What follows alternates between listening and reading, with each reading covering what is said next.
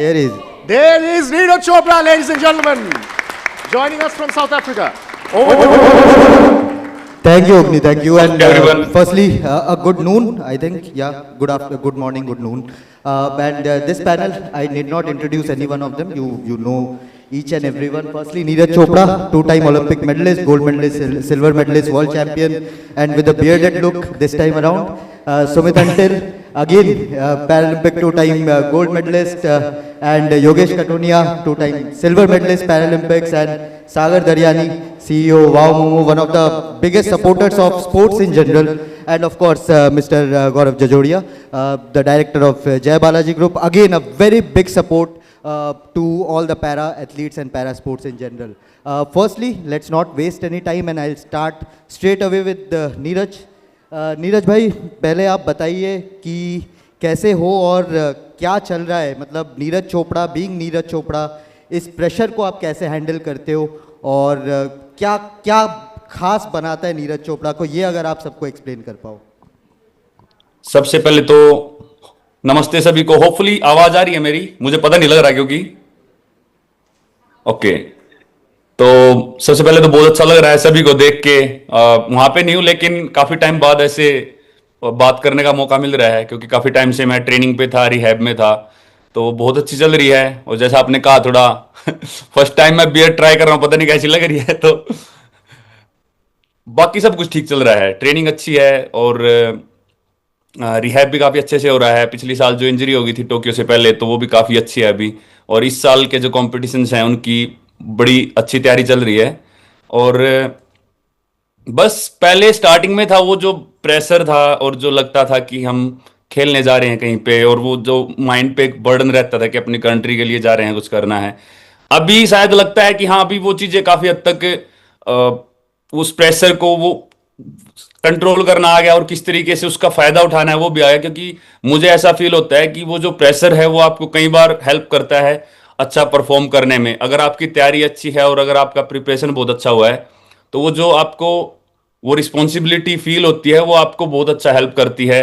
I think बहुत सारे athlete समझ सकते हैं, सुमित समझ सकता है, योगेश, सभी समझ सकते हैं, क्योंकि वो एक जो जो इतने टाइम से अपनी कंट्री के लिए खेल रहे हैं उनको पता है। तो अब तो ये बहुत अच्छा लगता है, अब तो वो फीलिंग पाने के लिए दोबारा मैं खेलने के लिए वेट कर रहा हूं। तो नहीं, सब अच्छा चल रहा है। Thank you so much. Neeraj भाई, it's always a pleasure listening to you. Coming to Sumit भाई, बहुत दिन बाद मिले फिर से। Welcome back to the tell business conclave. And when it comes to Sumit Antil, we have always set the bar कि ये गोल्ड मेडल लाएगा ही। Whatever tournament you play, you always bring the gold medal. कुछ दिन पहले new Delhi में ग्रां pre भी हो रहा था। सो ये जो एक्सपेक्टेशन है, ये we are decoding the champion mindset in this panel. So ये माइंडसेट के बारे में बताइए कि after you have set the bar for yourself कि Sumit Antil is equal to a gold medal, ये एक्सपेक्टेशन मेंटेन करने के लिए माइंडसेट कैसा रहता है, how do you maintain that? Take me backstage. सबसे पहले सभी को नमस्ते। और जैसे नीरज भाई ने बताया, अब तो जैसे जैसे एक्सपीरियंस होता है किसी भी एथलीट को, तो उसको आदत हो जाती है कंपटीशन खेलने की, है ना। तो कंपटीशन प्रेशर को किस तरह से हैंडल करते हैं, किस तरह से उसको टैकल करते हैं, तो वो भी ज़रूरी है हर एक एथलीट के लिए कंपटीशन प्रेशर होना। जिस भी एथलीट ने मेहनत की होगी उस पर प्रेशर तो फॉर श्योर रहेगा। तो एक दो कंपटीशन ऐसा होता है जिसमें बिल्कुल प्रेशर नहीं होता, तो उसमें हमें ये होता है कि प्रेशर क्यों नहीं आ रहा है ना, बॉडी में एड्रेनलिन रश नहीं आ रहा, क्योंकि बिना एड्रेनलिन रश के तो थ्रो बहुत रेयर चांस है कि निकल सकती है अच्छी। तो कोशिश वही करते हैं कि अपने आप को कंट्रोल में रखें, जो भी हमारी नर्वसनेस है उसको कंट्रोल में रखें, और मेहनत पे हम पूरा भरोसा करते हैं अपनी पे। और जब जैसे एक कहावत सुनी थी मैंने कि जब आप ग्राउंड पे हो तो ऐसे ट्रेनिंग करो कि आप कभी चैंपियन नहीं बने हो, बट जब आप एक कंपटीशन में हो तो आप ऐसा फील करो कि सिर्फ आप ही चैंपियन हो। तो आई थिंक वो एक बात ऐसी है जो शुरू से ही मेरे जहन में बैठ गई है। तो जब भी मैं कंपटीशन या ऑफ ग्राउंड होता हूँ तो ऐसा ही फील करता हूँ।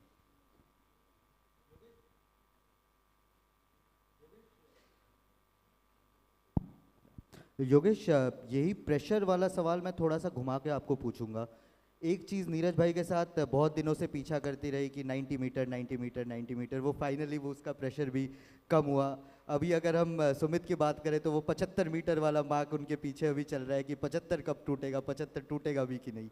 आपके साथ चलता है कि यार सिल्वर मेडल्स आ रहे हैं बट गोल्ड नहीं आ रहा है, इसका प्रेशर या इसका डिसअपॉइंटमेंट, ये silver is also a massive success, but ये प्रेशर और उसका डिसअपॉइंटमेंट और उसकी एक्सपेक्टेशंस के साथ आपका माइंडसेट कैसे डील करता है, ये अगर आप थोड़ा सा समझा पाओ। नहीं मतलब ऐसा नहीं है कि मैं हमेशा ही वो रहता हूँ, तो हमेशा खुश रहता हूँ कि मेडल आया है। मेरे घर वाले बहुत ज़्यादा खुश होते हैं, बाकी सब ज़्यादा खुश होते हैं, लेकिन क्या है मेरे कोच अभी तक सेटिस्फाई नहीं हो पा रहे हैं कि ये बार बार सिल्वर क्यों आ रहा है। और मेरे को भी थोड़ा सा डाउट होने लग जाता है यार, मतलब तैयारी में हमेशा अच्छी करके जाता हूँ और वहाँ पता नहीं क्या होता है क्या नहीं होता। आउटकम पे मैं हमेशा मतलब पहले बहुत ज़्यादा फोकस करता था, अब तो बिल्कुल ही नहीं करता, फिर भी सिल्वर आ रहा है। तो अब मुझे कभी कभी समझ नहीं आता मैं फोकस करूँ कि ना करूँ, क्या नहीं करूँ। हर चीज़ में नई नई ट्राई करता हूँ, लेकिन इन दी एंड मेरा रिजल्ट हमेशा वही सेम रहता है। लेकिन एक चीज़ की बात अच्छी है कि 7-8 सालों से कंसिस्टेंट हूँ और मेडल आ रहा है। हाँ कई बार मतलब निकलता हूँ और मतलब खेलने जाने पहले मतलब बोलता हूँ खेलने जा रहा हूँ या मतलब अपने टूर्नामेंट पे जा रहा हूँ, तो कोई ना बीच में एक चीज़ वो टोक देता है, अरे भाई इस बार तो गोल्ड लाएगा ना। तो वो थोड़ा सा ना दिमाग में वो क्लिक हो जाती है बात बार मैं भी फिर वो सोचता हूँ कि यार मैं भी जा रहा हूँ, मेडल के लिए जा रहा हूँ। ऐसा है मतलब ये नहीं रहता कि हमेशा कि मैं सिल्वर के लिए खेलूँ। मैं भी चाहता हूँ कि मेरा गोल्ड है एक ना एक बार। तो वो प्रेशर अब मैंने निकालना शुरू कर दिया है। अब मैं फ़न के लिए खेलता हूँ। मेरे को जहाँ तक सेटिस्फेक्शन है कि हाँ मेरे को ये करना है, तो धीरे धीरे अभी शुरू हो रहा है। अब ये है कि आउटकम अब कुछ भी आए तो हाँ है, इस बार एक बार तो आए, मेडल आए तो गोल्ड आए। ज़रूर आएगा, ज़रूर आएगा। सागर जी, I'll come to you. Corporate world and sports have lot of things in common, and adversities are also part of sports and also corporate world. We have covered you. We have seen you play cricket for the NRI cricket tournament, and you do play really good cricket. What has sport taught you that you have taken to your boardroom? To how to deal with that adversity is the mindset. You know, वो कहते हैं ना, winner never quits and a quitter never wins. तो एक चीज़ मैंने जो सीखा है एंटरप्रेन्योरशिप से, और जो आई थिंक जब मैं बचपन में स्पोर्ट्स खेलता था, आई मीन मैं जो आप क्रिकेट बोल रहे हो वो तो बहुत मस्ती वाला क्रिकेट है, यहाँ प्रोफेशनल्स बैठे हुए हैं हमारे साथ स्पोर्ट्स में। बट एक चीज़ मैंने सीखा है कि जब आपका जो भी चीज़ आप कर रहे हो, जब आपका समय अच्छा चल रहा है ना तो आप भागो, एकदम भागो। बट समय ओके चल रहा है, आप चलो। बट सही मायने में आप चैंपियन तब बनते हो जब समय आपका ख़राब रहता है, बट फिर भी आप उठ के वो एक कदम जब लेते हो, you know. So when times are tough you should run, when times are okay you should walk, but when times are really bad and you don't feel like moving, you feel like giving up, that's the time when you need to crawl. So keep moving, you know. I mean वो आगे बढ़ना बहुत ज़रूरी है। तो I think what sports teaches you is it teaches you courage. I mean we are talking about adversity, so how do you convert every adverse situation to an opportunity and take it up like a challenge? I think that's what makes champions. So when your back is up against the wall, it's the time when you need to show your character. So basically sports is a big leveler. I think सबसे पहले sports आपको humility सिखाता है, sports आपको हारना सिखाता है, और sports आपको you know वो जो sportsmanship का हम बात करते हैं ना, fair play का जो हम बात करते हैं ना, I think मैं कर्मा में बहुत विश्वास करता हूँ। As you sow, so you reap, right? तो जिस तरीके से आप अपना काम करोगे, आप आगे बढ़ोगे ना, तो I think universe will give you back. So I think sports teaches you that fair play, it teaches you sportsman spirit, it teaches you how to you know accept defeat with your head held high, right? And I think वो head held high एक entrepreneur का या एक sportsman का रहना बहुत ज़रूरी है। See, there's a lot of noise that goes around, right? It's for you to focus where you want to focus and how you want to get there. So मतलब लेफ्ट राइट मत लिखो। Honestly जब मैंने वाह मोमो शुरू किया था 16 साल पहले, तो बहुत जन ने, मेरे बहुत दोस्त, बहुत रिलेटिव्स ने मेरे पेरेंट्स को कहा कि बॉस तेरा बेटा मोमो वाला बनेगा, तूने इतना पढ़ाई कराया है। तो मैं आज बोलता हूँ कि अगर हमारे देश में एक चाय वाला प्रधानमंत्री बन सकता है तो मोमो वाला भी कुछ कर सकता है। वेरी वेल सेड सागर भाई। एंड इसी के साथ मैं गौरव जी के पास जाता हूँ। आप श्री बालाजी ग्रुप, अगर हम पूरे उसकी बात करें तो पैरा स्पोर्ट्स का बहुत बड़ा सपोर्टर रहा है। सागर भाई ने बात किया टाइम का, कि टाइम जब ख़राब जाता है तब भी आपको दौड़ते रहना पड़ेगा। ये जो सपोर्ट आप देते हो, आप एथलीट खुद हो, आप आयरन मैन हो इस टाइम पे, तो अगर हम बात करें कि एक स्पोर्ट्समैन, एक बिजनेसमैन, वर्क लाइफ बैलेंस की आजकल जेंजी में बहुत बातें चलती है कि वर्क लाइफ बैलेंस कैसे मैनेज करें, आप कैसे मैनेज करते हो, और श्री बालाजी ग्रुप या आपका जो विजन है टू सपोर्ट पैरा स्पोर्ट्स ही क्यों? हेलो एवरीवन एंड मुझे ये अपॉर्चुनिटी मिल रहा है अपना स्टोरी नरेट करने का, थैंक्स टू बुरियादा. And definitely being an Iron Man and balancing the entire show is always very difficult, but as you understand that being an athlete, you need to have a mindset of a warrior. You have to be very clear as to what you want and how do you want to achieve that. That's what, you know, all the legends must have been experiencing the same way. That's why sir is also there. So that clarity if you have, and if you have a warrior mindset, definitely all the checks and balances falls into place accordingly. So being an athlete, being a businessman and taking things forward from here and being a supporter of the Para-Olympic, that's the vision our company had been, you know, looking forward for. Athletes across the country, there are many sponsors who have been, you know, supporting them wholeheartedly. But we chose to support the Para-Olympic of India, the Para-Olympic team of India, because that's a very special, very special, very different, and that is something which is still yet to come forward in a very big way. So to support that cause, to support that, our company, we took that initiative, we took that vision to take this thing forward, and I'm sure that is going to be the future of India, and that is showing off. Like, we have got many good athletes who have really worked hard and they have really come up well. So I think our focus is on the right direction. Thank you. Lovely answer, Gaurav ji. Neeraj bhai, I'll come to you, and this is a very important year. Asian Games is up in the corner, and जब भी Asian games आता है, जब भी कोई tournament आता है, हम मीडिया के एक रूल है कि हम मैचअप्स करते हैं, एंड जब भी एशियन गेम्स आ गया तो नीरज वर्सेस अरशद नदीम फिर से आएगा एक बार और. क्या आप ये सब चीज़ को दिमाग में रखते हो प्रिपरेशन के लिए, एंड वो माइंडसेट कैसा रहता है when you go for a big multi sport tournament like this? नहीं, बिल्कुल एशियन गेम्स तो बिल्कुल लास्ट कंपटीशन है. उससे पहले तो डायमंड लीग्स और अल्टीमेट चैंपियनशिप इस बार होनी है, कॉमनवेल्थ गेम्स हैं, तो कोशिश रहेगी कि सभी में पार्टिसिपेट कर सकूं अगर सब कुछ ठीक रहा तो. और नहीं, बस तैयारी में ध्यान रहता है, और बाकी तो ऐसा कुछ नहीं है कि कौन आ रहा है, किसको आना है, क्योंकि अब जेवलिन क्या है कि अभी ग्लोबल स्पोर्ट हो गया, ग्लोबल इवेंट हो गया है. तो अभी सिर्फ हमारा कंपटीशन सिर्फ 2 कंट्रीज का नहीं होता है, अभी सभी कॉन्टिनेंट से एथलीट्स आते हैं. और पहले था कि ये ज्यादा यूरोपियन स्पोर्ट था, अभी 4-5-6 साल से काफी ज्यादा हद तक पूरे वर्ल्ड में, मतलब काफी ज्यादा अलग अलग कंट्रीज से जेवलिन के एथलीट आ रहे हैं, और कई बार बहुत अच्छे आ रहे हैं. तो अभी काफी इंटरनेशनली पहुंच गया. अभी कॉमनवेल्थ गेम्स की बात करें तो एंडरसन पीटर्स, कैसन वालकोट, अरशद नदीम, इंडिया से अभी हो गए, सचिन अच्छा कर रहा है, और भी हमारे अच्छे जेवलिन थ्रोअर निकल रहे हैं, और जूलियस एगो, और भी काफी अच्छे जेवलिन थ्रोअर्स. तो काफी हमारे कॉमनवेल्थ गेम्स, एशियन गेम्स में भी कंपटीशन बहुत टफ है. तो बस अपना ध्यान यही है कि कैसे अपने आप का बेस्ट करना है और अपनी इम्प्रूवमेंट करनी है और ज़्यादा. तो बस उसी पे फोकस है कि जो कमियां हैं उनको कैसे सुधारें, और फिर डिस्टेंस जो बढ़ाना है उसको कैसे बढ़ाएं. तो उसी पे फोकस है, अगर वो कर लेते हैं तो फिर सब कुछ अच्छा ही होगा. बहुत बढ़िया आंसर नीरज भाई. इसी के साथ सुमित के पास जाता हूँ. सुमित, एथलेटिक्स में हम देखते हैं कि मुंडो डुप्लांटिस हर बार जब भी वो अपना पोल वॉल्ट करता है तो 0.01 से वर्ल्ड रिकॉर्ड वो अपना ही तोड़ता रहता है. नीरज भाई के साथ 90 मीटर वाला काफ़ी चला, आपके साथ अभी 75 वाला चल रहा है. तो इंस्पिरेशन एक कैसे लेते हो, या उसका प्रेशर कैसे लेते हो? नीरज भाई से बात हुई है कि यार अब 75 वाला जाना है, थोड़े बहुत टिप्स मुझे भी दे दो कि वो वाला मार्क ब्रीच कर पाऊँ मैं. ये थोड़ा सा बताओ. और ये जो प्रेशर रहता है कि नहीं, एक जो स्पेसिफिक टारगेट है उसको मैं कैसे अचीव कर सकता हूँ? देखिए, मेरे लिए सिर्फ पैरा स्पोर्ट एक स्पोर्ट्स नहीं है ना, क्योंकि मैं उस जर्नी से गुजरा हूँ. जब मेरा एक्सीडेंट हुआ था ना, तो वो एक बहुत ही अलग फीलिंग होती है जब किसी के साथ में कुछ हादसा हो जाता है या ऐसा कुछ.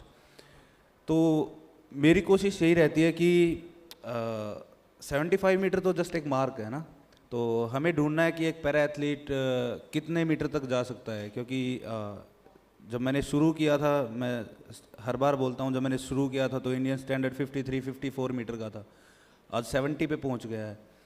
तो उससे बहुत सारे जो पैरा एथलीट्स हैं उनको एक उम्मीद मिल रही होगी कि हाँ वो भी और अच्छा कर सकते हैं, या फिर जिस किसी के साथ में कुछ हादसा हो गया उनको उम्मीद मिलती है कि वो वापस से अपनी जो भी उनका एक फील्ड है उसमें और अच्छा कर सकेंगे।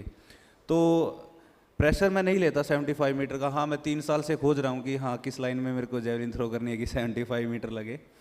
वर्ल्ड चैम्पियनशिप जो पास्ट ईयर थी न्यू दिल्ली में, मैं और मेरी पूरी टीम को काफ़ी उम्मीदें थी कि हाँ इस बार 75 मीटर हो जाएगा, बट वो डिपेंड करता है कंडीशंस पे। कोशिश करेंगे कि जो इस साल है वो तैयारी काफ़ी अच्छी चल रही है, इसलिए हमने बहुत जल्दी सीज़न ओपन कर दिया अपना, क्योंकि वर्ल्ड चैम्पियनशिप के बाद हमने रेस्ट नहीं लिया बिल्कुल भी, क्योंकि वो एक मन में वो रह गया कि हाँ यार यहाँ पे दिल्ली में होता तो अपनी क्राउड के बीच में होता, मेरी फैमिली थी, मेरे दोस्त थे, सारे हमारे जो स्पेक्टेटर्स थे हमारे लोग थे, तो वो एक अलग फीलिंग होती है कि हाँ अपनी होम कंट्री में ही वर्ल्ड रिकॉर्ड ब्रेक किया। बट कोशिश करेंगे कि इस साल पूरी मेहनत कर रहे हैं कि वो 75 मीटर का जो एक मार्क लेके चला है हमने, तो उसको अचीव करें। वर्ल्ड चैम्पियनशिप के बाद ही हुई थी, नीरज भाई जब देखने आए थे, तो उसके बाद तो फिर नीरज भाई भी फोकस हो गए थे, मैं भी फोकस्ड हो गया था बिल्कुल, क्योंकि एक मन में वो रह गई थी कि हाँ वो मार्क अचीव नहीं कर पाए, है ना। बट अभी आगे जैसे जैसे कंपटीशन, अभी तो मैं लोडिंग फेज में हूँ तो इसलिए एडवाइस भी नहीं ले रहा और मतलब कुछ इतना सीरियसली नहीं ले रहा कॉम्पिटिशन्स को, बट जैसे ही हम पिकिंग करेंगे तो फॉर श्योर मैं भाई से एडवाइस लूँगा कि हाँ अब क्या गलती हो रही है और क्या लगेगा उस 75 मीटर मार्क को अचीव करने में।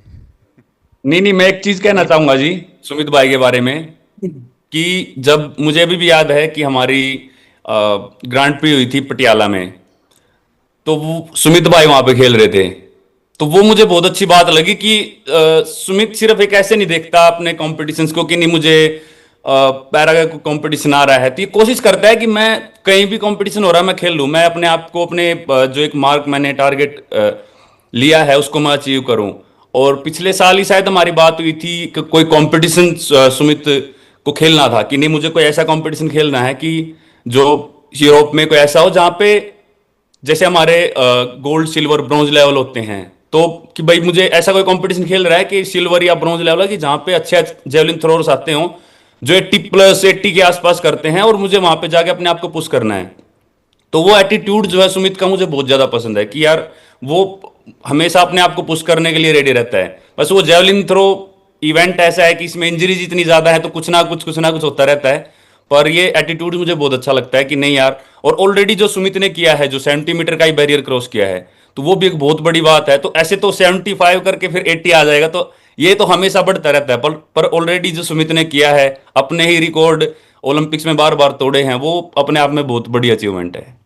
सॉरी, पैरालंपिक में जो सुमित ने अपने रिकॉर्ड तोड़, तो वो अपने आप में बहुत बड़ी बात है, और वो हम अप्रिशिएट करना चाहिए हमको कि हाँ जो ऑलरेडी किया है, एक स्टैंडर्ड सेट किया है, वो भी बहुत बड़ा किया है। आगे होगा तो वो तो होगा ही बहुत अच्छा।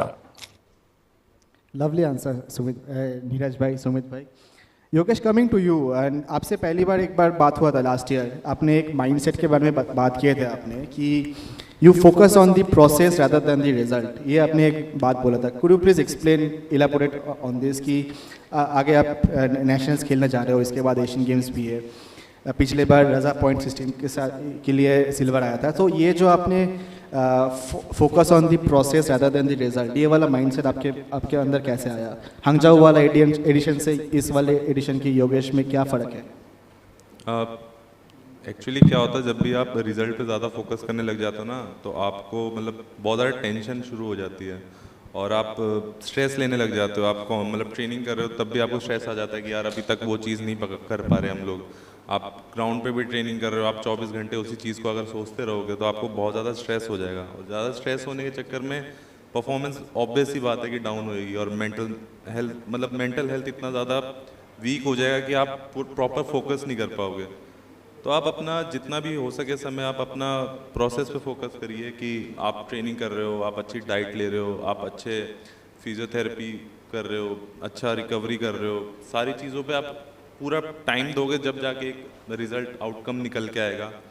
तब वो आउटकम बहुत ज़्यादा अच्छा होगा। तब आपको देखना है कि हाँ मैंने ये सब चीज़ें करी थी और उस किस चीज़ में ऐसी कमी रह गई है।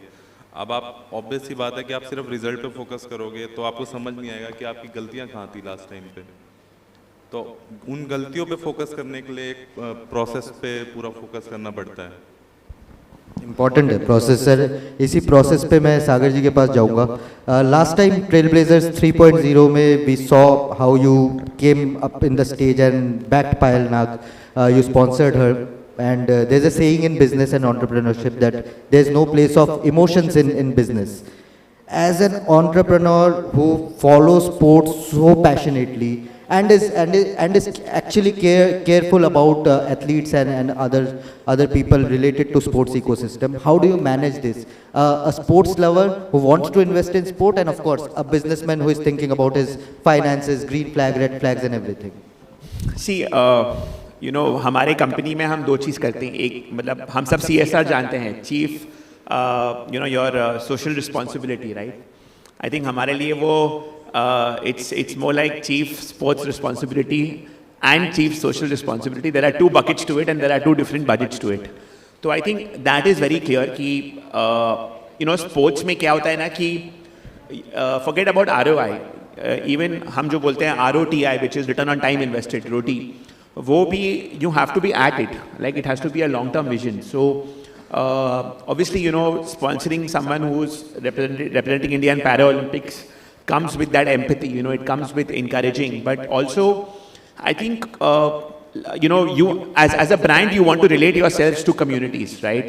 You want to relate yourself to different occasions. I mean जैसे मैंने उस दिन कहा कि अगर आप वाव को रिवर्स कर दोगे तो मॉम होता है, MOM, right? My mother has been my biggest inspiration in my life.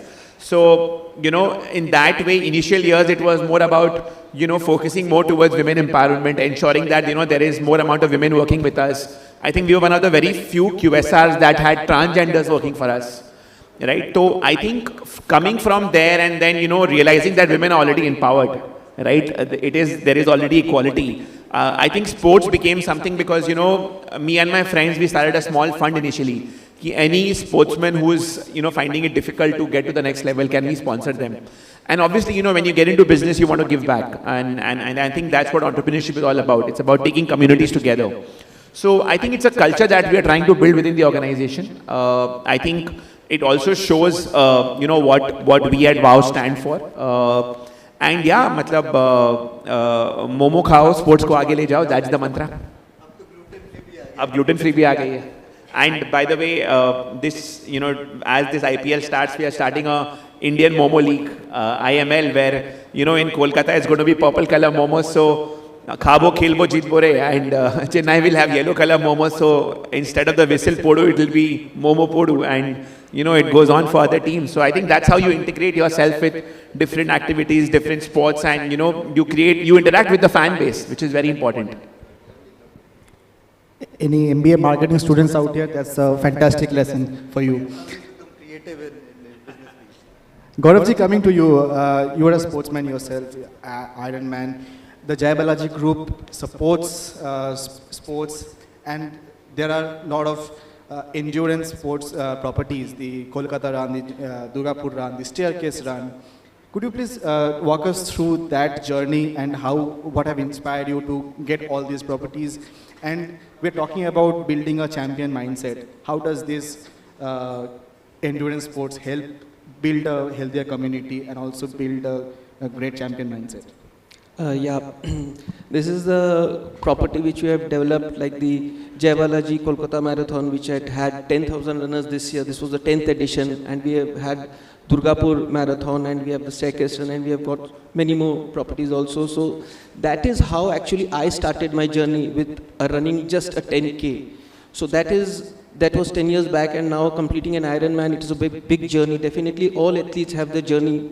So this is how it all started with me and my friend. We just wanted that passion to, you know, convert into not only staying with us, but to the entire community. You're taking from the community, you should give it back to them. So with that intention, we had started this property, and now this is doing wonders, and definitely it has become one of the most popular runs not only in the city but in the country. So this is how we are taking forward all our properties, and with that, the challenge mindset of an athlete also shows that, okay, once if you can do a 10K, you can do a 100K also. So that's the beginning point where I started my journey. So I also want to, show that, and I also want to train that accordingly, that all people who are starting their first journey with a 5K or a 10K, sky's the limit, and you should stick to that. If you are sticking to that, definitely one day you may, reach wherever you want to. Very good answer there. Neeraj भाई आपके पास आता हूँ मैं।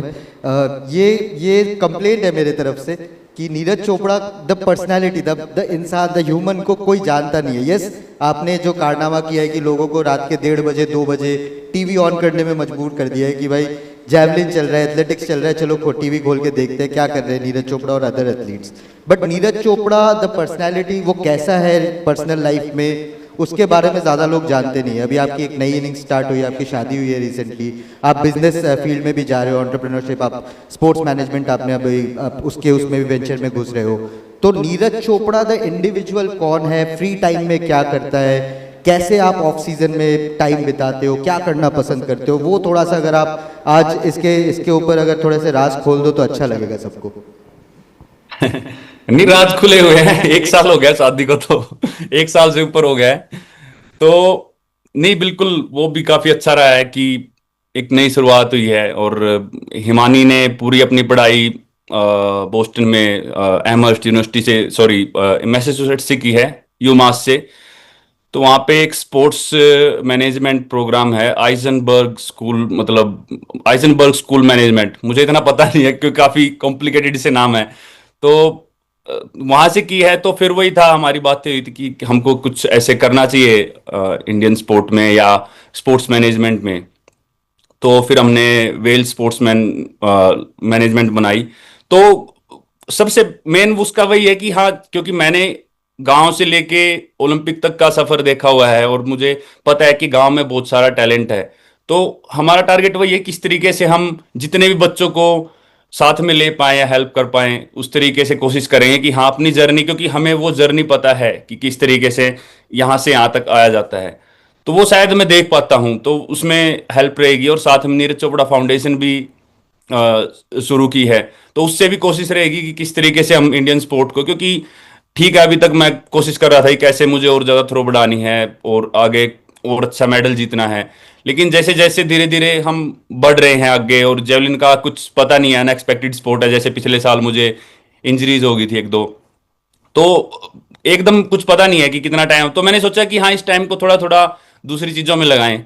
तो ये सारी चीज़ें समझ रहा हूँ कि इस तरीके से हम वापस दे सकते हैं। अभी जैसे कंपटीशन हुआ था अपना, कि मेरा हमेशा से सपना था कि इंडिया में कोई ऐसा गोल्ड कैटेगरी का कंपटीशन होना चाहिए कि बाहर के एथलीट्स आएँ हमारे इंडिया में खेल लें, हमारे एथलीट्स उनको compete करते हुए देख पाएँ और हमारे एथलीट्स उनके बीच में खेल पाएँ। काफ़ी एथलीट्स का सपना था, तो वो ओलंपिक वर्ल्ड चैंपियंस के बीच में compete किया उन्होंने। और जो हमारे एथलीट्स थे उन्होंने देखा वहाँ पे कैसे इंटरनेशनल एथलीट कैसे प्रिपरेशन करते हैं, अपना वार्म अप कैसे करते हैं, कैसे compete करते हैं।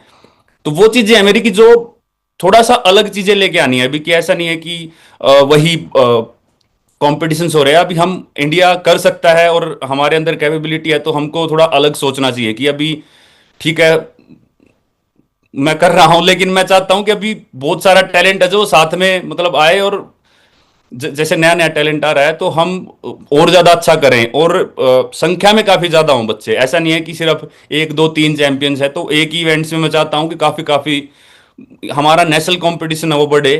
तो इन चीज़ों पे ज़्यादा फोकस है कि हाँ साथ साथ खेलने के साथ साथ ये चीज़ें भी कैसे चला सकते हैं, और वो पूरी टीम है उसके अराउंड काम करेगी। तो यही है, कुछ कोशिश कर रहे हैं नई स्पोर्ट्स के। मेरा फोकस पूरा उसी पे रहेगा, लेकिन जैसे ही मुझे थोड़ा बहुत टाइम मिलेगा मैं ये भी ट्राई करता रहूँगा। To end the session, final one, Sumit भाई अगर आपको याद होगा पेरिस में आपके मेडल के बाद निशद एंड आपसे एक सेशन हुआ था। निशद बिकेम द जर्नलिस्ट एंड आपको क्वेश्चन किया था। अगर आपको ये मौका दिया जाए कि नीरज भाई को आप एक क्वेश्चन कीजिए तो आप क्या करेंगे, क्या करेंगे? सो दिस इज शुभांस idea, so the floor is yours, ask Neeraj top. The journalist asking Neeraj Chopra the athlete of. मैं याद तो करके आया था बट मैं भूल गया भाई को देख के ना क्या क्या पूछना था मेरे को। वैसे तो हम भाई से व्हाट्सएप पे बात कर लेते हैं बट अभी सबके बीच में पूछना है तो फिर पूछते हैं। नीरज भाई जैसे 2017 के बाद में आई थिंक 2025 ही एक ऐसा ईयर है जिसमें आप पोडियम से आउट हुए हो, है ना, जहाँ तक मेरे को याद है। तो जैसे 2021 आई थिंक 19 से ही लेके मैं अब तक एक भी कंपटीशन ऐसा नहीं गया है जिसमें पोडियम फिनिश ना किया हो। तो उसके बाद उस चीज़ को आई थिंक मेरे को लगता है कि वो बहुत मुश्किल होगा ना, वो देखना कि एक जब आपको आदत हो जाती है पोडियम फिनिश करने की, तो मेरे को पता है कभी ना कभी मेरी लाइफ में भी आएगा वो दिन, है ना। तो उसको कैसे। अरे नहीं आए भाई, मैं तो बोलता हूँ कि सब अच्छा रहे, बस फिट रहना। नहीं बिल्कुल। तो उसको कैसे टैकल किया आपने कि हाँ फिर वापस से फोकस हो गए ग्राउंड पे आए? बिल्कुल सुमित भाई, शायद से अच्छा क्वेश्चन है और शायद से मैं एक एथलीट की तरह पूछा है क्योंकि आज तक अभी तक किसी ने पूछा नहीं इस बारे में। लेकिन मुझे लगता है कि एक तो थोड़ा सा ये लगा था कि कितने साल से वो मेंटेन किया हुआ था ना कंसिस्टेंसी, कि या तो गोल्ड आ रहा था या सिल्वर आ रहा था, मेडल तो पक्का आ रहा था अपना किसी भी जगह पे। तो वो चीज थोड़ी सी लगी थी, वरना तो मुझे कहीं ना कहीं ऐसे आइडिया मिल गया था क्योंकि 2 वीक पहले ही मुझे ऐसे बैक में इंजरी हो गई थी उससे, टोक्यो से। फिर भी मैंने बहुत ज्यादा पुश किया खुद को कि नहीं मैं इसको ठीक कर लूं, क्योंकि वर्ल्ड चैंपियनशिप था। अगर कोई और होता ठीक ठाक सा कंपटीशन तो मैं छोड़ देता। अगर बात होती है अपनी कंट्री के जैसे वर्ल्ड चैंपियनशिप या ओलंपिक्स में जाने की, तो फिर भी कोशिश करते हैं ना कि यार 2-4 साल में हमको मौका मिलेगा दोबारा। 2 साल में वर्ल्ड चैंपियनशिप आती है, 4 साल में ओलंपिक्स। तो मैंने सोचा कि नहीं यार कोशिश करते हैं, और काफी हद तक उसमें इंप्रूवमेंट आ गई थी। और जैसे ही मैं खेल रहा था, अचानक से जो अपना ब्लॉकिंग लेग होता है एंकल का, उसमें वार्म अप थ्रो में फाइनल में उसमें मुझे एकदम उसमें भी कुछ पेन हो गया। तो फिर मैंने सोचा कि यार अब कंपटीशन में है, फील्ड में है, तो छोड़ के नहीं जा सकते, तो मैं खुद को पुश करूंगा जितना कर सकता हूं। तो कहीं ना कहीं मुझे पता लग गया था कि नहीं यार आज का दिन है नहीं अपना, और ऊपर से फिर बारिश आ गई थी और कंडीशन जैसे हमको पता है कि कितनी मुश्किल हो जाती हैं।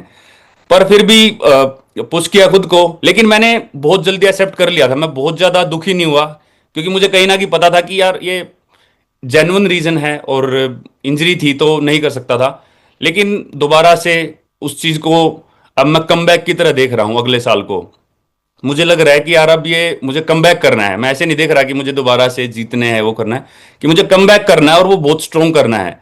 तो कमबैक हमेशा स्ट्रॉन्ग ही देखते हैं हम, तो वो उस तरीके से मैं इस साल को देख रहा हूं। जब भी मैं सीजन ओपन करूंगा, इस साल का कंपटीशन खेलूंगा, तो उसी के लिए प्रिपरेशन है भाई।